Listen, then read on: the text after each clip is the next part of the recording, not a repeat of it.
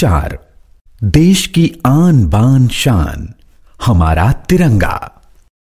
हमारा राष्ट्रीय ध्वज हमारे स्वतंत्र भारत का सम्मान है। इस पाठ के माध्यम से विद्यार्थियों को देश प्रेम एवं देशभक्ति के लिए प्रेरित किया गया है। तिरंगे का चक्र हमें निरंतर प्रगति के पथ पर आगे बढ़ने का संदेश देता है। किसी भी स्वतंत्र राष्ट्र के कुछ चिन्ह होते हैं जो उस देश का सम्मान व पहचान होते हैं, जैसे राष्ट्रीय ध्वज, राष्ट्रीय गान, राष्ट्रीय गीत, राष्ट्रीय फूल, राष्ट्रीय पशु, राष्ट्रीय पक्षी इत्यादि। हमारे देश के राष्ट्रीय ध्वज का नाम तिरंगा है। यह नाम हमारे झंडे के तीनों रंगों को निर्देशित करता है। हमारे देश की आन बान और शान है ये तिरंगा। भारतवासी तिरंगे के मान सम्मान के लिए प्राणों की बाजी लगा देते हैं। वास्तव में राष्ट्रीय ध्वज की भी अपनी गाथा है, जो अपनी स्वतंत्रता की कहानी है। स्वतंत्रता प्राप्ति के बाद जब राष्ट्रीय ध्वज के स्वरूप निर्धारण की बात आई, तब तिरंगे को थोड़े से परिवर्तन के साथ राष्ट्रीय ध्वज स्वीकार लिया गया। उससे पहले चक्र के स्थान पर चरखा था। हमारे राष्ट्रीय ध्वज में 3 रंग होते हैं, केसरिया, सफेद और हरा। झंडे की लंबाई और चौड़ाई में 3 और 2 का अनुपात होता है। सबसे ऊपर केसरिया रंग है, जो देश के वीरों के बलिदान का प्रतीक है। बीच में सफेद रंग है, जो देश की शांति, सत्य और ज्ञान का प्रतीक है।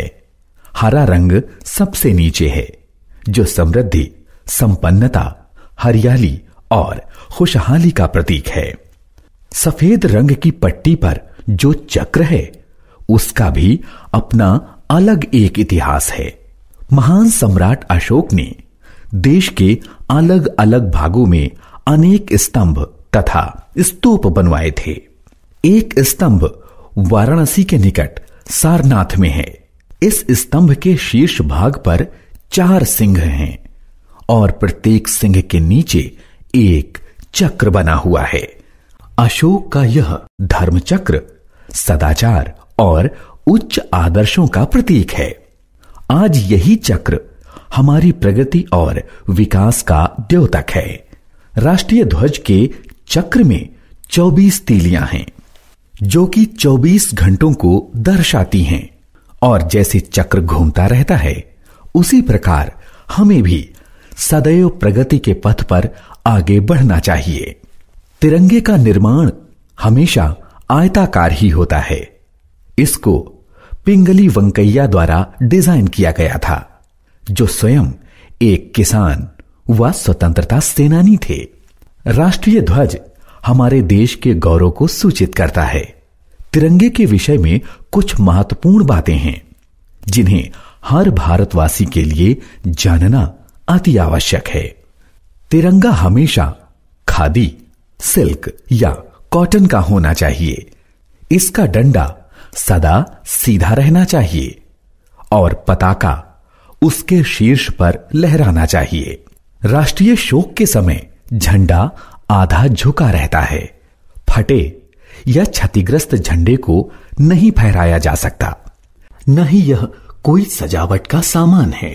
जमीन पर झंडा कभी नहीं छूना चाहिए। जब तिरंगा फट जाए या रंग खराब हो जाए, तो उसे जल समाधि दे दी जाती है।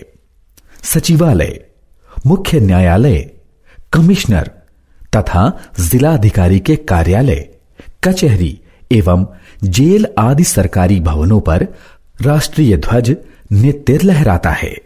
राष्ट्रीय पर्वों पर सार्वजनिक स्थानों तथा कार्यालयों पर भी राष्ट्रीय ध्वज फहराया जाता है। हमारा राष्ट्रीय ध्वज हमारी स्वतंत्रता और पौरुष का प्रतीक है। इसके सम्मान और मर्यादा की रक्षा के लिए हमें हर प्रकार से तत्पर रहना चाहिए। किसी कवि ने सच ही लिखा है, तिरंगा है भारतीयों की शान, तिरंगा ही है भारत मां की आन, तिरंगा है वीरों का बलिदान।